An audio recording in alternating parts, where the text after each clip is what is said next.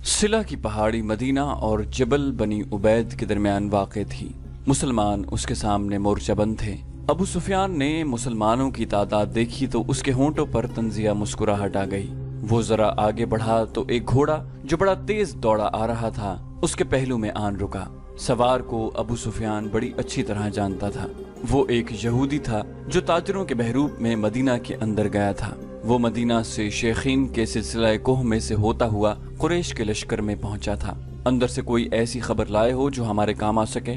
अबू सुफियान ने पूछा और कहा, हमारे साथ साथ चलो और इतना ऊंचा बोलते चलो कि मेरे ये तीनों नायब भी सुन सकें। मुसलमानों ने शहर के दिफा और आबादी के तहफ़्फ़ुज़ के जो इंतजामात कर रखे हैं वो इस तरह हैं। यहूदी ने कहा, ये तो तुमको मालूम होगा कि मदीना छोटे छोटे किलों और एक दूसरे के साथ मिली हुई बस्तियों का शहर है। मुसलमानों ने शहर की औरतों, बच्चों और ज़ईफ़ों को पीछे की तरफ वाले किलों में भेज दिया है। खंदक पर नजर रखने के लिए मुसलमानों ने गश्ती पहरे का जो इंतजाम किया है उसमें 200-250 अफराद शामिल हैं। ये अफराद तलवारों के अलावा फेंकने वाली बर्छियों और तीर कमानों से मुसल्लह हैं। उन्होंने इलाके तकसीम कर रखे हैं जिनमें वो सारा दिन और पूरी रात गश्त करते हैं। जहां कहीं से भी तुम खंदक अबूर करने की कोशिश करोगे वहां मुसलमानों की खासी ज्यादा तादाद पहुंच जाएगी और इस कदर ज्यादा तीर और बर्छियां बरसाएगी कि तुम लोग पीछे को भाग आने के सिवा कुछ न कर सकोगे। ये भी हो सकता है कि रातों को मुसलमान खंदक से बाहर आकर तुम पर शबखून मार कर वापस चले जाएं। अबू सुफियान ने पूछा, अब्दुल्लाह बिन अबी क्या कर रहा है? यहूदी जासूस ने कहा, ए कुरैश के सरदार, इतनी उम्र गुजार कर भी तुम इंसानों को समझने के काबिल नहीं हो सके। अब्दुल्लाह बिन अबी मुनाफिक है। मुसलमान उसे जमात मुनाफिकीन का सरदार कहते हैं और हम उसे यहूदियत का गद्दार समझते हैं। उसने मुसलमान होकर हमसे गद्दारी की थी। मुसलमानों में जाकर उसने तुम्हारे हक में उन्हें धोखे दिए। अगर उहुद की जंग में तुम जीत जाते तो वो तुम्हारे साथ होता, मगर मुसलमानों का पल्ला भारी देखकर उसने तुमसे भी और यहूदियों से भी नजरें फेर ली हैं। तुम्हें उस आदमी पर भरोसा नहीं करना चाहिए जो किसी मजहब का पैरोकार और वफादार न हो। और हय्यी बिन अख्तब कहाँ है? अबू सुफियान ने पूछा। उसे महासरे का मंजर याद आने लगा। लश्कर का जो हिस्सा उसके जेर कमान था उसे उसने बड़े अच्छे तरीके से महासरे की तरतीब में कर दिया था। ये महासरा 22 रोज तक रहा। पहले 10 दिनों में ही शहर के अंदर मुसलमान खुराक की कमी महसूस करने लगे, लेकिन इससे कुरैश को कोई फायदा नहीं पहुंच सकता था क्योंकि वो अपने साथ खुराक और रसद बहुत कम लाए थे। उनके वहम गुमान में भी नहीं था कि उन्हें मुसलमान अपने महासरे में लंबे अरसे के लिए बिठा लेंगे। खुराक की जितनी कमी शहर वाले महसूस कर रहे थे उससे कुछ ज्यादा कमी कुरैश के लश्कर में अपना असर दिखाने लगी थी। सिपाहियों में नुमाया तौर पर बेचैनी नजर आने लगी थी।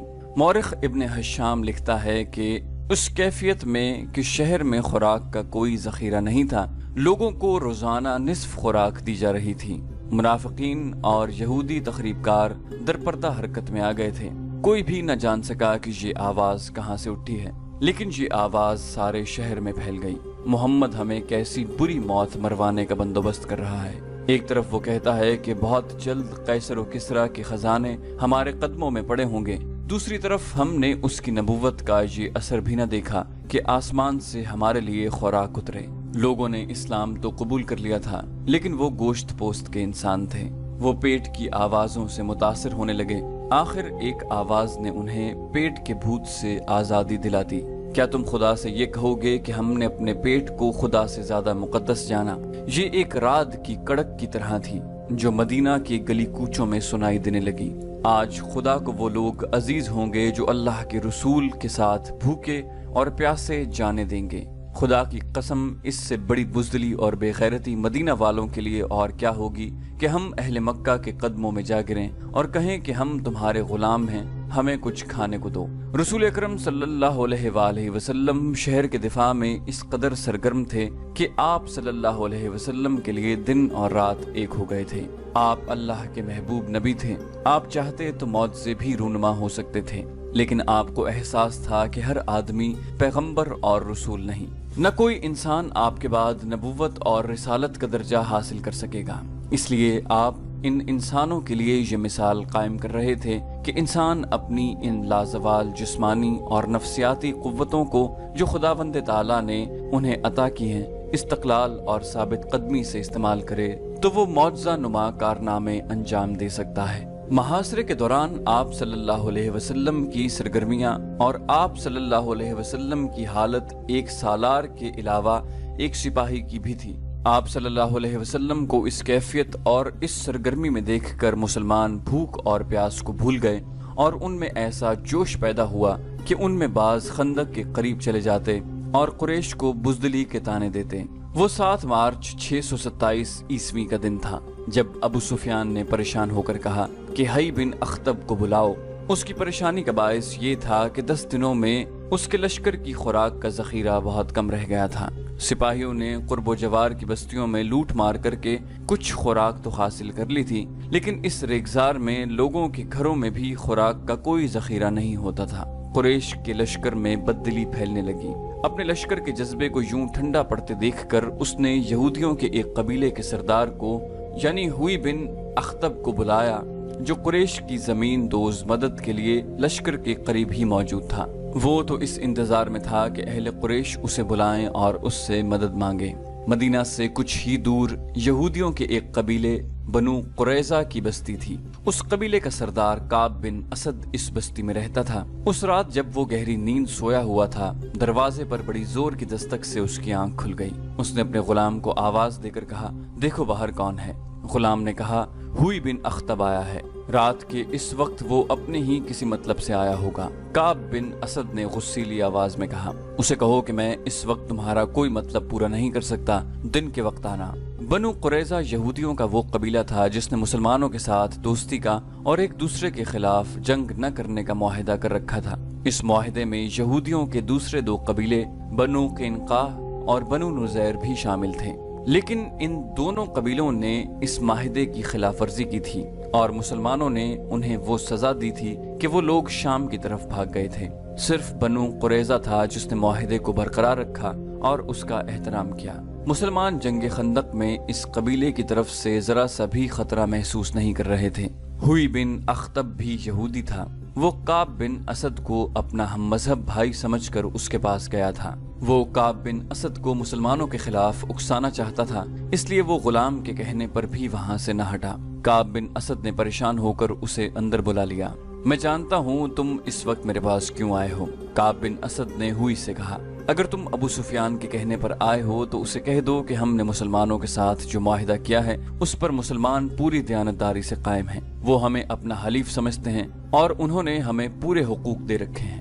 ہوئی بن اخطب نے کہا، ہوش میں آ کعب بن اسد، بنو قینقاع اور بنو نذیر کا انجام دیکھ لے۔ مسلمانوں کی شکست مجھے صاف نظر آ رہی ہے۔ خدائے یہودا کی قسم 10,000 کا لشکر مسلمانوں کو کچل ڈالے گا، پھر یہ مسلمان تم پر ٹوٹ پڑیں گے کہ یہودیوں نے انہیں شکست دلائی ہے۔ تم چاہتے کیا ہو ہوئی؟ کعب بن اسد نے پوچھا۔ قریش کے لشکر کا ایک حصہ پہاڑوں کے پیچھے سے تمہارے پاس پہنچ جائے گا۔ ہوئی نے کہا، تمہاری موجودگی میں یہ سپاہی مسلمانوں پر عقب سے حملہ نہیں کر سکتے۔ تم اپنے قبیلے سمیت قریش سے مل جاؤ اور مسلمانوں پر اس طرح سے حملہ کرو کہ تمہیں جم کر نہ لڑنا پڑے، بلکہ ضرب لگا کر پیچھے ہٹاؤ۔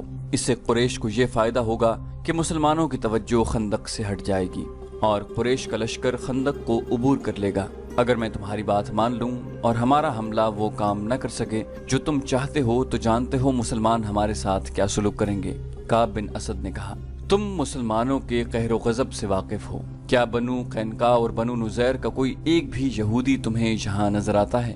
ابو سفیان نے سب کچھ سوچ سمجھ کر تمہیں معاہدے کی دعوت دی ہے۔ ہوئی بن اخطب نے کہا، اگر مسلمانوں کا قہر و غضب تم پر گرنے لگا تو قریش کے لشکر کا ایک حصہ تمہارے قبیلے کی حفاظت کے لیے شیخین اور لاوا کی پہاڑیوں میں موجود رہے گا۔ وہ شب خون مارنے والے تجربہ کار سپاہیوں کا لشکر ہوگا جو مسلمانوں کو تمہاری طرف آنکھ اٹھا کر بھی دیکھنے کی مہلت نہیں دیں گے۔ تم مجھے اتنے بڑے خطرے میں ڈال رہے ہو جو میرے پورے قبیلے کو تباہ کر دے گا۔ کعب بن اسد نے کہا، تمہارا قبیلہ تباہ ہو یا نہ ہو، اہل قریش اتنی قیمت دیں گے جو تم نے کبھی سوچی بھی نہ ہوگی۔ ہوئی نے کہا، یا اپنے تعاون کی قیمت خود بتا دو، جو کہو گے جس شکل میں مانگو گے تمہیں قیمت مل جائے گی اور تمہارے قبیلے کو پورا تحفظ ملے گا۔ مسلمان اگلے چند دنوں میں نیست و نابود ہو جائیں گے، تم اس کا ساتھ دو جو زندہ رہے گا اور جس کے ہاتھ میں طاقت ہوگی۔ کعب بن اسد آخر یہودی تھا۔ اس نے زر و جواہرات کی لالچ میں آ کر ہوئی بن اخطب کی بات مان لی۔ قریش کا کوئی سپاہی ہماری بستی کے قریب نہ آئے۔ کعب بن اسد نے کہا، مسلمانوں پر میرا قبیلہ شب خون مارتا رہے گا۔ یہ کام رات کی تاریکی میں کیا جائے گا تاکہ مسلمانوں کو پتہ ہی نہ چل سکے کہ شب خون مارنے والے بنو قریظہ کے آدمی ہیں۔ کعب نے ہونٹوں پر ہلکی سی مسکراہٹ لاتے ہوئے کہا، ہوئی تم دیکھ رہے ہو کہ میں یہاں اکیلا پڑا ہوں، میری راتیں تنہائی میں گزر رہی ہیں، آج کی رات تنہا گزارو۔ ہوئی نے کہا، کل تم تنہا نہیں ہوگے، مجھے 10 دنوں کی مہلت ملنی چاہیے۔ کعب بن اسد نے کہا، مجھے اپنے قبیلے کو تیار کرنا ہے۔ قریش اور بنو قریظہ کے درمیان معاہدہ ہو گیا۔ سعد بن عتیق معمولی قسم کا ایک جوان تھا جس کی مدینہ میں کوئی حیثیت نہیں تھی۔ وہ خنجر اور تلواریں تیز کرنے کا کام کرتا تھا۔ اس میں یہ خوبی تھی کہ خدا نے اسے آواز پرسوز اور سریلی دی تھی اور وہ شہ سوار تھا۔ راتوں کو کسی محفل میں اس کی آواز سنائی دیتی تھی تو لوگ باہر آ کر اس کا گانا سنا کرتے تھے۔ کبھی رات کو وہ شہر سے باہر چلا جاتا اور اپنی ترنگ میں گایا کرتا تھا۔ اس نے اسلام قبول کر لیا تھا۔ ایک رات وہ پرسوز لے میں شہر سے دور کہیں گا رہا تھا کہ ایک بڑی خوبصورت اور جوان لڑکی اس کے سامنے یوں آن کھڑی ہوئی جیسے کوئی جن یا چڑیل انسان کے حسین روپ میں آ گئی ہو۔ سعد گھبرا کر خاموش ہو گیا۔ لڑکی نے کہا، اس آواز سے مجھے محروم نہ کرو جو مجھے گھر سے نکال لائی ہے۔ مجھے دیکھ کر خاموش ہو گئے ہو تو میں دور چلی جاتی ہوں۔ اپنے نغمے کا خون نہ کرو، تیری آواز میں ایسا سوز ہے جیسے تو کسی کے فراق میں نغمہ سرا ہے۔ کون ہے تو؟ سعد نے کہا، اگر تو جنات میں سے ہے تو بتا دے۔ لڑکی کی جلترنگ جیسی ہنسی سنائی دی۔ صحرا کی شفاف چاندنی میں اس کی آنکھیں ہیرو کی طرح چمک رہی تھیں۔ میں بنو قریظہ کی ایک یہودی کی بیٹی ہوں اور میں مسلمان ہوں، مذہب کو درمیان میں نہ لا۔ یہودن نے کہا، نغموں کا کوئی مذہب نہیں ہوتا، میں تیرے لیے نہیں تیرے نغمے اور تیری آواز کے لیے آئی ہوں۔ سعد دوبارہ اپنی دھن میں گنگنانے لگا۔ ایک روز یہودن نے اسے کہا کہ سعد قبول کر لے تو وہ اس کے پاس آ جائے گی اور اسلام قبول کر لے گی۔ 2-3 روز ہی گزرے تھے کہ مدینہ کا محاصرہ آ گیا۔ سعد بن عتیق کا کام بڑھ گیا۔ اس کے پاس تلواریں، خنجر اور برچھیوں کی انیاں تیز کروانے والوں کا ہجوم لگا رہنے لگا۔ وہ راتوں کو بھی کام کرتا تھا۔ ایک روز یہ یہودن اپنے باپ کی تلوار اٹھائی اس کے پاس آئی۔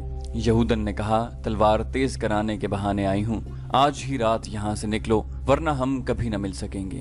کیا ہو گیا ہے؟ پرسوں شام میرے باپ نے مجھے کہا کہ قبیلے کے سردار کعب بن اسد کو میری ضرورت ہے۔ یہودن نے بتایا، باپ نے ہوئی بن اخطب کا نام لیا ہے۔ میں کعب کے گھر چلی گئی۔ وہاں ہوئی کے علاوہ 2 اور آدمی بیٹھے ہوئے تھے۔ وہ اس طرح کی باتیں کر رہے تھے کہ مسلمانوں کے آخری دن آ گئے ہیں۔ کعب بن اسد، ہوئی بن اخطب اور قریش کے درمیان اس لڑکی کی موجودگی میں معاہدہ ہوا اور مسلمانوں پر عقب سے حملوں کا منصوبہ طے ہوا۔ اس یہودن کو رات بھر کعب کے پاس گزارنی پڑی۔ صبح وہ اپنے گھر آ گئی۔ اسے مسلمانوں کے ساتھ کوئی دلچسپی نہ تھی، اس کی دلچسپیاں سعد کے ساتھ تھیں۔ اس کے کانوں میں یہ بات بھی پڑی تھی کہ کعب اسے بیوی یا داشتہ کی حیثیت سے اپنے پاس رکھ لے گا۔ سعد بن عتیق اس یہودن کی محبت کو تو بھول ہی گیا۔ اس نے یہودن کو گھر بھیج دیا اور ایک بزرگ مسلمان کو بتایا کہ کعب بن اسد نے ہوئی کے کہنے پر قریش کے ساتھ معاہدہ کر لیا ہے۔ اس بزرگ نے یہ اطلاع اوپر پہنچا دی۔ رسول اکرم صلی اللہ علیہ وآلہ وسلم کو بتایا گیا کہ بنو قریظہ نے بنو قینقاع اور بنو نذیر کی طرح اپنا معاہدہ توڑ دیا ہے۔ آپ صلی اللہ علیہ وسلم نے کعب بن اسد کے خلاف کوئی کارروائی کرنے سے پہلے یہ یقین کر لینا ضروری سمجھا کہ بنو قریظہ نے واقعی قریش کے ساتھ معاہدہ کر لیا ہے۔ اللہ اپنے نام لیوا بندوں کی مدد کرتا ہے۔ اس کے فوراً بعد ایک ایسا واقعہ ہوا کہ جس سے تصدیق ہو گئی کہ بنو قریظہ اور قریش کے درمیان بڑا خطرناک معاہدہ ہوا ہے۔ واقعہ یوں ہوا، عورتوں اور بچوں کو شہر کے ان مکانوں اور چھوٹے چھوٹے قلعوں میں منتقل کر دیا گیا تھا جو خندق سے دور تھے۔ ایک ایسے ہی قلعے میں رسول اکرم صلی اللہ علیہ وسلم کی پھپھی صفیہ رضی اللہ عنہا چند ایک عورتوں اور بہت سے بچوں کے ساتھ مقیم تھیں۔ ایک روز صفیہ رضی اللہ عنہا قلعے کی فصیل پر گھوم پھر رہی تھیں کہ انہوں نے نیچے دیکھا ایک آدمی دیوار کے ساتھ ساتھ مشکوک سی چال چلتا جا رہا تھا۔ وہ کہیں رکتا، دیوار کو دیکھتا اور آگے چل پڑتا۔ صفیہ رضی اللہ عنہا اسے چھپ کر دیکھنے لگی۔ صاف پتہ چلتا تھا کہ یہ آدمی قلعے کے اندر آنے کا کوئی راستہ یا ذریعہ دیکھ رہا ہے۔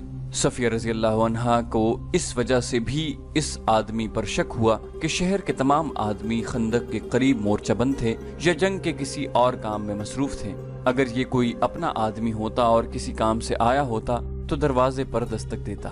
قلعے میں عورتوں اور بچوں کے ساتھ صرف ایک مرد تھا۔ یہ تھے عرب کے مشہور شاعر حسان بن ثابت۔ صفیہ رضی اللہ عنہا نے حسان رضی اللہ عنہ سے کہا کہ نیچے ایک آدمی مشکوک انداز سے دیوار کے ساتھ ساتھ جا رہا ہے، مجھے شک ہے کہ وہ یہودی ہے۔ انہوں نے حسان رضی اللہ عنہ سے کہا، تم جانتے ہو حسان، بنو قریظہ نے دوستی کا معاہدہ توڑ دیا ہے، یہ شخص مجھے یہودیوں کا مخبر معلوم ہوتا ہے۔ بنو قریظہ ہم پر عقب سے حملہ کریں گے تاکہ ہمارے مردوں کی توجہ خندق کی طرف سے ہٹ جائے اور وہ پیچھے آ جائیں۔ یہودیوں کے پاس ہمارے مردوں کو مورچوں سے نکال کر پیچھے لانے کا یہ طریقہ کارآمد ہوگا کہ وہ ان قلعوں پر حملہ شروع کر دیں جن میں عورتیں اور بچے ہیں۔ نیچے جاؤ حسان، اللہ تمہارا نگہبان ہو۔ اس شخص کو للکارو، اگر وہ واقعی یہودی ہو تو اسے قتل کر دو۔ خیال رکھنا کہ اس کے ہاتھ میں برچھی ہے اور اس کے چوغے کے اندر تلوار بھی ہوگی۔ حسان بن ثابت نے کہا، اے عظیم خاتون، کیا آپ نہیں جانتی کہ میں بیمار ہوں؟ اگر مجھ میں ذرا سی طاقت بھی ہوتی تو اس وقت میں میدان جنگ میں ہوتا۔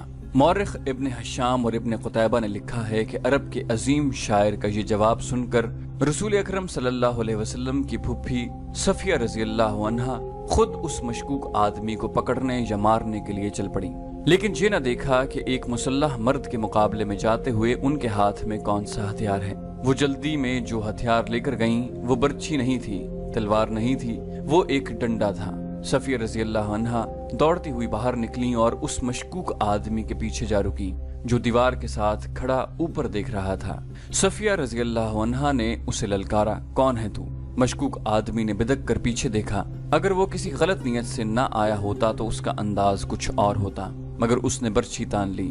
حضرت صفیہ نے اس کا چہرہ دیکھا تو کوئی شک نہ رہا کہ وہ یہودی تھا اور وہ بنو قریظہ کا ہی ہو سکتا تھا۔ اسے یقین تھا کہ وہ ایک عورت ہے، وہ بھی ایک ڈنڈے سے مسلح، اس کا کچھ نہیں بگاڑ سکے گی۔ حضرت صفیہ نے للکار کر کہا، تجھ پر خدا کی لعنت، کیا تو بنو قریظہ کا مخبر نہیں ہے؟ یہودی نے کہا، محمد کی پھپھی یہاں سے چلی جا، کیا تو میرے ہاتھوں مرنے آئی ہے؟ ہاں، میں بنو قریظہ کا آدمی ہوں۔ وہ بولی، پھر تو یہاں سے زندہ بچ کر نہیں جائے گا۔ یہودی نے قہقہ لگایا اور بڑھ کر برچھی ماری۔ جس تیزی سے برچھی آئی تھی اس سے زیادہ تیزی سے صفیہ رضی اللہ عنہا ایک طرف ہو گئیں۔ یہودی کا وار خالی گیا تو وہ سنبھل نہ سکا، وہ آگے کو جھکا اور اپنے بڑھتے ہوئے قدموں کو نہ روک سکا۔ صفیہ رضی اللہ عنہا نے پوری طاقت سے اس کے سر پر ڈنڈا مارا۔ ایک عورت کے بازو میں خدا کا قہر آ گیا تھا۔ یہودی رک کر سیدھا ہوا لیکن اس کا سر ڈولنے لگا۔ حضرت صفیہ نے اسے سنبھلنے کا موقع نہ دیا اور اس کے سر پر پہلے سے زیادہ زور سے ڈنڈا مارا۔ اب یہودی کھڑا نہ رہ سکا، اس کے ہاتھ سے برچھی گری، پھر اس کے گھٹنے زمین سے لگے۔ حضرت صفیہ نے اس کے سر پر، جس سے خون بہ رہا تھا، ایک اور ڈنڈا مارا۔ وہ جب بے ہوش ہو کر لڑک گیا تو صفیہ رضی اللہ عنہا اس کے سر پر ہی ڈنڈے مارتی چلی گئیں جیسے زہریلے ناگ کا سر کچل رہی ہوں۔ حضرت صفیہ نے اس وقت ہاتھ روکا جب یہودی کی کھوپڑی کچلی گئی اور اس کا جسم بے حس ہو گیا۔ حضرت صفیہ قلعے میں چلی گئیں۔ انہوں نے حسان بن ثابت سے کہا، میں وہ کام کر آئی ہوں جو تمہیں کرنا تھا، اب جاؤ اور اس یہودی کے ہتھیار اٹھا لاؤ اور اس کے کپڑوں کے اندر جو کچھ ہے وہ بھی لے آؤ۔ میں عورت ہوں، کسی مرد کے کپڑوں کے اندر ہاتھ ڈالنا ایک عورت کے لیے مناسب نہیں۔ چاہو تو یہ مال غنیمت تم لے سکتے ہو، مجھے اس کی ضرورت نہیں۔ اللہ آپ کی عصمت اور عفت کی حفاظت کرے۔ حسان رضی اللہ عنہ نے شاعروں کی مسکراہٹ سے کہا، مال غنیمت کی ضرورت مجھے بھی نہیں ہے اور میں اپنے اندر اتنی توانائی محسوس نہیں کرتا کہ یہ کام انجام دے سکوں۔ مورخین لکھتے ہیں کہ یہ خبر رسول اکرم صلی اللہ علیہ وسلم تک پہنچی تو آپ کو پریشانی ہوئی۔ شہر میں خوراک کی کیفیت یہاں تک پہنچ گئی تھی کہ ہر فرد کو اس کی اصل ضرورت کی صرف 1/4 خوراک ملتی تھی۔ رسول اکرم نے خدائے ذوالجلال سے مدد مانگی اور کوئی حکمت عملی سوچنے لگے۔ ادھر خندق کا محاذ سرگرم تھا۔ خالد کو اپنی اس وقت کی بے چینی اور بےتابی اچھی طرح یاد تھی۔ وہ خندق کے ساتھ ساتھ گھوڑا دوڑاتا اور کہیں سے خندق عبور کرنے کے طریقے سوچتا تھا۔ وہ مرد میدان تھا، لڑے بغیر واپس جانے کو اپنی توہین سمجھتا تھا، مگر وہاں لڑائی اس نوعیت کی ہو رہی تھی کہ قریش کے تیر انداز خاصی تعداد میں خندق کے اس مقام پر قریب آ جاتے جہاں مسلمان مورچہ بند تھے۔ یہ سلا کی پہاڑی تھی۔ تیر انداز مسلمانوں پر تیر برساتے، مسلمان جوابی تیر اندازی کرتے۔ کبھی قریش کا کوئی تیر انداز کسی اور جگہ گشتی سنتریوں پر تیر چلاتا، مگر مسلمانوں کا جیش فوراً پہنچ جاتا۔ رات کو مسلمان خندق پر سنتریوں کی تعداد میں اضافہ